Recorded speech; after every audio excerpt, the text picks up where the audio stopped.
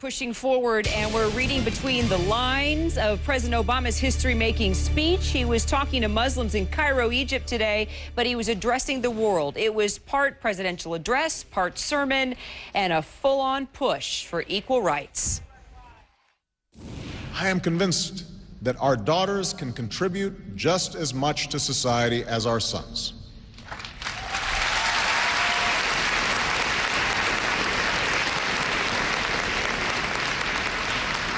Our common prosperity will be advanced by allowing all humanity, men and women, to reach their full potential. I do not believe that women must make the same choices as men in order to be equal. And I respect those women who choose to live their lives in traditional roles. But it should be their choice. And that is why the United States will partner with any Muslim majority country to support expanded literacy for girls and to help young women pursue employment through microfinancing that helps people live their dreams. Women's rights, simply a dream in the Muslim world? No better people to answer that question for us. We continue to talk with our guest, Zainab Salbi, founder and CEO of Women for Women International, Hussein Rashid, a blogger for ReligionDispatches.org, and Soumaya Khalifa, the executive director of the Islamic Speakers Bureau here in Atlanta, Georgia. I don't know, Zainab, what do you think? I could just see Michelle Obama looking over his shoulder because I understood he wrote that part of his speech saying, "That's right, honey, you better get that in there." We're talking about women's rights. And he sure did a great job actually in it. It was a good balance between respect of Muslim women, particularly observant women who do believe that the headscarf is part of their Islamic duty, and between addressing and pushing that should not contradict, and indeed it does not contradict, with Islamic values of women's access to education and economic and political rights. The balance between the two, I would say, calmed the Muslim population at large, where it's often defensive in terms of women's issues, and push them in the meantime of saying you can do more and you cannot build your countries without full inclusion of women and girls. You do have a very high illiteracy rate in the Muslim world. You have only 55% of Muslim women who are literate, and this is very, very actually dangerous statistics. So him pushing on the literacy issue and on employment, 40 women out of 100 men only work in the Muslim world at large. That's actually, these are very critical issues that he pushed in it, and it was right on and not expected. Well, and here right on and not expected, but this is your specialty. I mean, you can talk to the whole micro loan issue. You know how these women are when they're given a little bit of money or they're given a chance to start a business, or, I mean, you help them do it. You know how powerful women can be and what they can contribute to not only a family, but an economy, to a government, to a military. Absolutely. I mean, I fully believe Women for Women International works with women at the grassroots level to help them get access to education and access to economic opportunities, because we believe that this is the only way we can actually talk about the building of strong societies, strong nations, and strong democracies.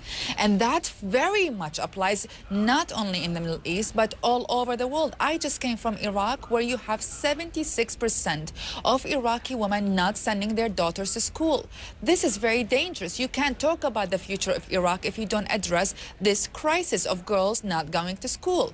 And the same with employment. There are no employment opportunities for Iraqi women. And now we're working through Women for Women International about how do you create employment opportunities for women as a prerequisite for nation building. Okay, let me, you know, while you're there, because I want to ask Soumaya at this point, because as I'm hearing you talk about the fact that he's going throughout the country, Soumaya, you know, it was just a few weeks ago that I was writing an opinion piece about the fact that the Saudi judge at a domestic violence conference said it's okay to slap your wife if she spends too much money, and then we see our president there, you know, shaking hands with King Abdullah and, you know, having this warm relationship with him. I mean, I think we all understand that we need good relationships with these countries, but when it comes to how they treat women, and not only women, but just the whole issue of human rights, do you struggle with that?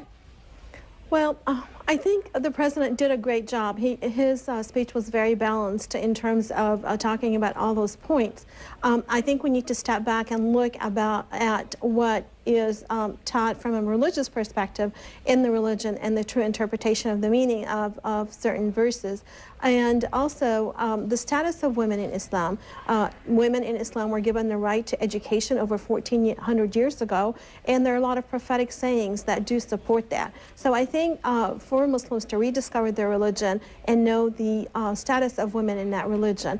Also, in terms of history, from a historical perspective, when we track how women are treated versus the society or the community, the advancement of that community or society goes hand in hand with the women and how they're given their status. I believe that for any community or country, and specifically the Muslim world or the Muslim majority world, for them to advance and be able to move forward, they need to address the women issue for those that do have it.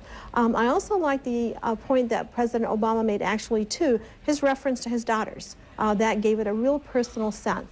And he also recognized the leadership in Muslim majority countries of women as well. So I believe what he said is really balanced, and we need to work on that and make sure that it's implemented. And Hussein, I really want to give the male in the group a chance to respond to this. It's very, I guess it's hard for me as an American woman, and there are Muslim women that say to me it's hard for them to see, but then I've also talked with Muslim women in countries saying, well, that's just how it is. This is how women are supposed to be. This is the role. This is what we've had for centuries. But then again, we're in 2009 and the world is so different.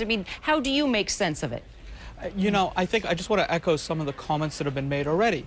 We can't assume that there's one rule or one way Muslim women are supposed to be. If we look at Pakistan, Benazir Bhutto is elected twice as head of state. Turkey has had a head of state. Indonesia has had a head of state.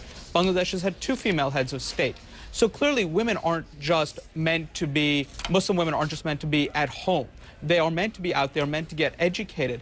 If you look at the roles women have played in Muslim history, you can't get away from the impact they've had. From the Prophet's first wife, Khadija, who supported him and who was a very successful businesswoman, jumping to the modern period. A lot of people don't realize that the first president of the League of Nations was a Muslim, Sultan Muhammad Shah, who called for greater access for education for women throughout the world. About a year ago, when President Obama was running and people were trying to say, well, he might be a Muslim and that's a bad thing, somebody asked me, well, what do you hope to see 5 years, 10 years from now? I said, in 35 years from now, I want to see my daughter be able to run for president of the United States and not question whether she's Muslim or not, or why she is or is not wearing hijab. Those are her rights as an American, and those are her rights as a Muslim. And we really need to keep that in mind. When we look at the Saudi state, which is the example you used, we have to realize that there are 2 components. There's the political side and the religious, quote-unquote, religious authorities. And when we look at the religious authorities, they're afraid. They're afraid of difference. And that difference means women, that difference means Shia, that difference means minorities of any sort. And so they don't want to give up that power. They want women to be victims of abuse. They want to repress minorities because it allows them to keep power. But I think we also have to understand that women also have to be agitating for their rights at the same time as well. Well, I know Zainab and Soumaya are doing that. Hussein, great insight. We're going to talk again, guys. Thank you so much. Meanwhile, we want to get straight to the streets of the Muslim world while we can.